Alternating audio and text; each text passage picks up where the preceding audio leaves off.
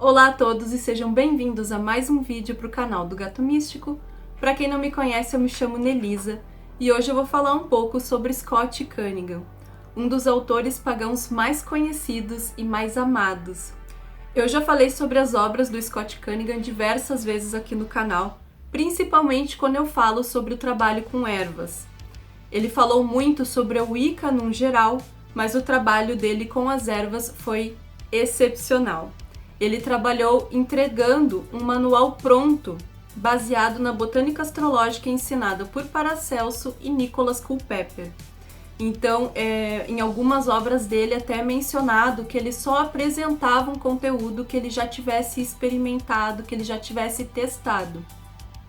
Então a gente vê ali nos trabalhos dele que ele realmente apresenta com muita propriedade os temas abordados, principalmente quando ele fala sobre plantas. Nascido em 27 de junho de 1956, no Michigan, Estados Unidos, foi o segundo filho do casal Chester e Rosemary Cunningham. O pai do Scott era um veterano de guerra que trabalhava como escritor freelance, e a mãe dele era uma psicóloga. 4 anos após o nascimento do Scott, em 1960, a família toda se mudou para San Diego, na Califórnia, porque a mãe do Scott tinha problemas de saúde e eles acreditavam que o lugar tinha um clima mais ameno e seria bom para a saúde dela. Foi nesse ambiente que o Scott cresceu e viveu a maior parte da vida dele. O Scott podia ser considerado uma criança privilegiada porque ele cresceu com os pais muito presentes, trabalhando em casa. E também, segundo a biografia Whispers of the Moon, o Scott ele gostava muito da natureza, do ambiente onde ele vivia. Então, ele cresceu uma criança muito feliz e tinha o costume de colecionar rochas e conchas, que eram, assim, objetos da natureza que ele conseguia encontrar com muita facilidade no lugar onde eles moravam. Segundo os relatos da família do Scott, desde pequeno, diziam que ele tinha a capacidade de evocar borboletas e pássaros e que ele também tinha habilidade com o vento. Também diziam que ele provavelmente se projetava astralmente e nessas viagens astrais ele acabava indo para o mar, que era um dos lugares pelo qual ele mais se atraía, que ele tinha um contato, mas ele tinha uma paixão. Então, nessas projeções, ele pegava alguns objetos, colocava embaixo do seu travesseiro e quando ele acordava ele tinha uma tremenda decepção porque aqueles objetos não estavam lá. Apesar de tudo, o Scott cresceu em uma família muito religiosa, uma família católica e que frequentava a igreja. Então, dessa forma, práticas ocultas não era assim uma coisa muito bem vista pela família dele. Mesmo assim, o Scott teve contato com a bruxaria pela primeira vez aos 15 anos de idade, através de um livro que a mãe dele recebeu de um clube do livro que ela participava. Segundo o próprio Scott, ele encontrou esse livro em cima da mesa e chamou muito a atenção dele porque a capa tinha uma aparência incomum. Tinha uns olhos assim muito chamativos e o título também era bastante interessante, se chamava O Sobrenatural. Ainda é possível encontrar esse livro na internet, ele foi escrito por Douglas Hill e Pat Williams. Ele começou a ler esse livro e foi através dele que ele teve contato com civilizações antigas, fantasmas, feitiços, bruxaria e até algumas figuras notáveis como Gerald Gardner. Conforme a biografia do Scott, as coisas aconteceram exatamente com uma certa conexão ali, todos eventos muito próximos que levaram ele para os caminhos da bruxaria. No dia seguinte dessa leitura do livro, ele encontrou uma colega de classe e enquanto ele conversava com ela, ele fez um dos gestos que ele tinha visto no livro O Sobrenatural. Era um gesto de proteção. E a moça, familiarizada com aquele gesto, perguntou se ele era um bruxo. E ele disse que não, mas ele tinha muito interesse em conhecer a bruxaria. Foi então que ele descobriu que essa colega, chamada Dorothy, era uma praticante de uma religião neopagã chamada Wicca. E ela mencionou que ela havia sido iniciada em uma tradição wiccaniana aos 13 anos de idade. Então, conforme a amizade deles foi crescendo, ele acabou aceitando ser iniciado por ela e eles começaram a participar do mesmo coven. conforme o Scott contou em uma autobiografia que ficou apenas em um rascunho. Eles praticaram a Wicca juntos nesse coven até 1977, quando a Dorothy decidiu se aposentar das suas práticas pagãs, pelo menos dentro daquele coven, e deixou o comando do grupo nas mãos do Scott. A partir dali, ele ficou responsável pelo cuidado com os membros e para ensinar os próximos que entrariam ali no coven deles. Depois do colegial, ele frequentou a San Diego State University em 1974, onde ele estudou escrita criativa com o objetivo de se tornar um escritor assim como o pai dele era. Mas no fim ele decidiu deixar o colégio para começar a trabalhar com a escrita. Só que o emprego não estava muito fácil e o Scott acabou trabalhando em redes de fast food e inclusive ele trabalhou na Sea World. E então acreditam que, baseado nesse período que ele trabalhou nesse parque, ele ficou inspirado e ele ingressou na Marinha. Ele ficou um curto período na Marinha, ele viu que ele não gostava daquele serviço e ele aproveitou um momento que estava acontecendo um corte orçamentário e optou por sair. Conseguiu sair com uma dispensa honrosa. Enquanto ele estava na Marinha, ele não parou de escrever e ele fez, ou pelo menos começou a escrever uma das suas obras mais famosas e que só viria a ser publicada muitos anos depois, que era a Wicca Guia para o Praticante Solitário. Então, saindo da Marinha, o Scott foi morar em um apartamento em San Diego. Ele continuava trabalhando com a escrita dele, era algo que ele tinha muita paixão, mas ele conheceu a dona de uma loja esotérica que ficava perto ali do apartamento onde ele morava, fez amizade com ela e ele se oferecia para ir lá de vez em quando ajudar com as atividades da loja. Nesse cenário, ele acabou participando ali, tendo aulas, participando de palestras, ensinando sobre bruxaria. Foi ainda nessa época que ele conheceu o autor de várias obras sobre ocultismo, chamado Donald Michael Craig, que passou a dividir um apartamento de 2 quartos com Scott, no qual eles conviveram durante 5 anos. Na primavera de 1982, o Scott teve seu primeiro livro sobre magia publicado pela editora Llewellyn, intitulado Magical Herbalism, e com o passar do tempo ele se tornou amigo íntimo do autor Raymond Buckland. Seu primeiro livro fez muito sucesso e super rápido, o que incentivou o Scott a continuar escrevendo, e então ele escreveu um livro sobre magia intitulado Energia da Terra, que ele terminou em dezembro de 1982 e foi publicado em 1983. Nesse mesmo ano, enquanto o Scott fazia a barba, ele encontrou um caroço no pescoço, que ele descobriu posteriormente ser um câncer linfático. Ele começou um tratamento, passou por cirurgia, fez quimioterapia, radioterapia e continuou o seu trabalho com a escrita. Isso foi algo que ele não parava de jeito nenhum, acontecesse o que acontecesse. Então, conforme também ele ia escrevendo, ele ia aprendendo e colocando em prática aquilo que ele escrevia. Então, ele fez todo o tratamento dele convencional, aliado com práticas mágicas. Dizem que ele fazia muita meditação, feitiços de cura, muitas magias para auxiliar o tratamento dele. Ele conseguiu se recuperar e a partir de então concentrou a maior parte do tempo escrevendo. Ele sempre tinha vários livros em andamento e junto com seus livros ele também fazia workshops enquanto viajava para ajudar a promover os seus livros. O Scott continuou a escrever título após título e quase todos os anos tinha um lançamento dele. Entre seus maiores sucessos estavam a Enciclopédia de Ervas do Cunningham, a Magia de Incenso, Óleos e Cervejas, a Casa Mágica, que foi escrito com David Harrington, A Verdade sobre a Bruxaria, entre outros, totalizando mais de 16 obras sobre magia.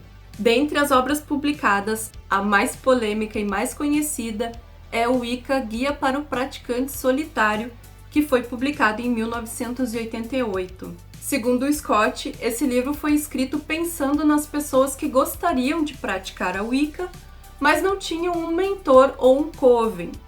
Então, obviamente, quando o livro foi publicado, ele chamou muita atenção dos considerados tradicionalistas da Wicca, que não gostaram muito dessa ideia. Eles acharam que aquilo até mais ou menos meio que ridicularizava a Wicca.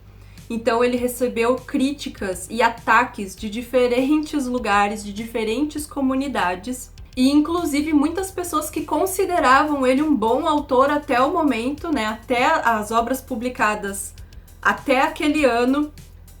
Até então ele era ótimo, mas a partir de Wicca Guia para o Praticante Solitário, acabou. As pessoas começaram a criticar ele constantemente e inclusive questionar se ele era realmente um bruxo, se ele havia passado por uma iniciação ou se ele nunca havia sido iniciado, ele não tinha conhecimento algum para falar sobre a Wicca. Muitas pessoas até afirmaram que ele havia sido expulso de um coven. O capítulo mais controverso do livro, é claro, é a parte onde ele fala sobre a iniciação, porque ele questiona muitas coisas consideradas tradicionais na Wicca e uma série de imposições que ele não concordava. Eu cheguei a fazer um vídeo falando sobre isso. Foi um dos primeiros vídeos que eu fiz aqui para o canal e é um dos vídeos que eu tive o maior número de críticas. As críticas com relação à visão do Scott Cunningham, elas não terminaram, elas ainda existem. Muitas pessoas, inclusive, afirmam que Scott Cunningham não fala sobre o Wicca.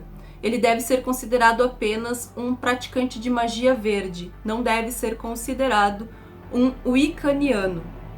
Simplesmente porque ele não impõe que as pessoas devam pertencer a um coven ou ter um mentor para serem iniciados. Então, tudo que o Scott pensava, o livro, no geral, foi um empreendimento muito ousado da parte dele, que comprometeu, de certa forma, a fama dele como um autor de obras sobre o Wicca, mas muitas pessoas têm muita admiração e consideração pelo Scott Cunningham, porque ele apresentou uma proposta de Wicca acessível para todos, sem imposições, sem limitações.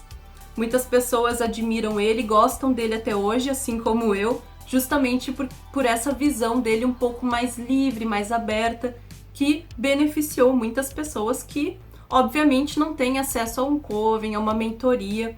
Não é uma coisa muito fácil de se encontrar. Então, como eu disse, junto com as críticas começaram a surgir inúmeros rumores a respeito do conhecimento que ele tinha, se ele tinha condições de falar sobre o Wicca, se ele havia sido iniciado. E algumas pessoas que sabiam até que ele já havia sido iniciado começaram a dizer que ele tinha sido expulso. Então ele era tipo uma pessoa que não merecia a consideração dos seus leitores. No entanto, o Scott afirmou um tempo depois que sim, ele era iniciado em mais de uma tradição. Só que ele não colocou isso no livro porque ele não queria ostentar esses títulos, essa iniciação. Ele era um auto-intitulado praticante solitário. Então o que ele fez foi repassar no livro não só aquilo que ele acreditava que era bom, que era certo, não só para ele, mas para todo mundo, mas algo que ele de fato vivia, que ele vivenciava como religião. De fato, além de pertencer, né, de ter iniciado com aquela colega, a Dorothy, né, que eles tinham um coven ali entre eles, que eles começaram as suas práticas juntos ali, numa Wicca um pouquinho menor, digamos assim. Em 1980, o Scott entrou para a tradição aridiana. Ele estudou bruxaria com a Raven Grimace. Em 1990, em uma turnê para promover os livros dele, ele descobriu que estava com meningite. E o quadro se agravou bastante devido a várias infecções. Então, no ano de 1991, na mesma cidade, ele se mudou para um apartamento em uma área melhor da cidade, onde ele continuou com seus manuscritos, né? Continuou escrevendo. Na época, ele estava trabalhando no manuscrito de um livro sobre magia havaiana e um livro chamado Wicca Viva, que seria a continuação do livro Wicca Guia para o Praticante Solitário. Em 1992, o Scott foi contratado por uma editora para escrever um livro para eles. O livro se chamava O Sono Sagrado. Nesse período, o Scott descobriu que ele estava ficando com a visão desbotada, ele estava perdendo a visão aos poucos. Então, por conta dessa descoberta, ele começou a escrever mais e mais e mais, porque ele queria publicar o máximo de obras possível antes que esse problema na visão dele acabasse terminando em uma cegueira. Por causa da saúde debilitada dele, ele acabou voltando a morar com os pais. E em janeiro de 1993 ele fez uma venda de garagem porque ele queria repassar alguns pertences pessoais para amigos e pessoas queridas. Então as pessoas contam que foi um evento muito divertido, que ele estava de ótimo, um alto astral, muito animado, ele autografou livros, conversou com as pessoas, deu risada, contou piadas. E logo após isso, ele ainda estava com, seus problemas de saúde, e apesar disso, ele fazia o melhor dele, ele dava o melhor para estar sempre de bom humor, próximo das pessoas.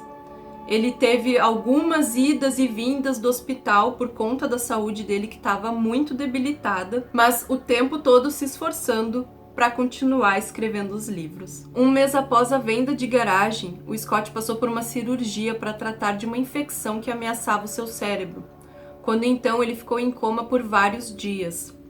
Para melhorar a sua condição, os medicamentos que ele estava tomando para combater a sua cegueira foram interrompidos, o que resultou na perda da visão. Pouco depois de voltar para casa em março de 1993, Scott Cunningham faleceu numa tarde de domingo, dia 28 de março, resultado de complicações de saúde associadas à AIDS. Após a sua morte, foram realizadas muitas homenagens em toda a América e 4 anos depois foi publicada sua biografia Whispers of the Moon. Os livros do Scott Cunningham continuam sendo publicados e reeditados. Como eu disse, ainda tem pessoas que não concordam com as obras do Scott, que não gostam da maneira como ele fala sobre o Wicca, como ele fala sobre magia. Ele tem sim um trabalho bem concentrado na magia verde. Conforme a gente pode ver em toda a história dele, ele sempre foi uma pessoa muito ligada com a natureza, muito apaixonado pela natureza. Ele também gostava muito de escrever, então ele aliou duas coisas na religião dele. O amor pela natureza, as práticas ligadas com a energia da natureza e a escrita. Ele publicou o máximo de livros que ele pôde enquanto tinha condições, e até mesmo nos seus últimos anos de vida, quando a saúde estava muito debilitada, ele fez o melhor que ele pôde para continuar escrevendo. Então é um dos autores por quem eu tenho muita admiração, muita consideração. Eu gosto muito das obras do Scott. Eu acho que ele se expressa assim de uma maneira muito delicada, uma linguagem muito simples, muito acessível para as pessoas. Eu acho que não deve existir de nenhuma maneira uma limitação de como as pessoas devem viver as suas práticas religiosas ou espirituais. Nem para o lado 100% o que o Scott Cunningham diz e nem 100% o oposto. Acho que as pessoas devem ter liberdade de escolher. Se algumas pessoas concordam com aquela visão mais considerada tradicionalista, onde se exige sim aquela estrutura hierárquica de um coven, precisa de uma mentoria, de um sacerdote, de uma sacerdotisa, para que seja praticada a religião de maneira efetiva e correta, ok, todo mundo tem que ter aí o seu direito de escolha. O que eu acho que o Scott queria colocar não era uma imposição do ponto de vista dele, e sim uma alternativa. E com isso eu concordo muito. Eu concordo bastante com a visão dele sobre o Wicca no geral. Eu geralmente uso livros como referências para os vídeos aqui do canal, e eu usei os livros do Scott tanto para falar sobre iniciação, como sobre a deusa e o deus. São uns dos vídeos mais antigos do canal, e os textos são basicamente trechos dos livros do Scott Cunningham. Eu espero que vocês tenham gostado desse vídeo. Eu sei que não é uma história divertida, não é uma história alegre, é uma história de uma vida curta, mas de uma pessoa que representa muito para os praticantes de religiões neopagãs. Eu não vou nem restringir ao Wicca, mas, num geral, muitas pessoas conhecem a bruxaria através dos livros do Scott. Algumas pessoas escolhem um caminho solitário na Wicca, algumas pessoas procuram pertencer a um coven, seguir um caminho considerado mais tradicional, e outras pessoas conhecem ambos, mas acabam optando por um caminho não dogmático, digamos assim, né? Acabam seguindo algo como eu me considero apenas um neopagão ou um praticante de bruxaria sem nenhum vínculo religioso. Então, bênçãos dos deuses para todos e até a próxima!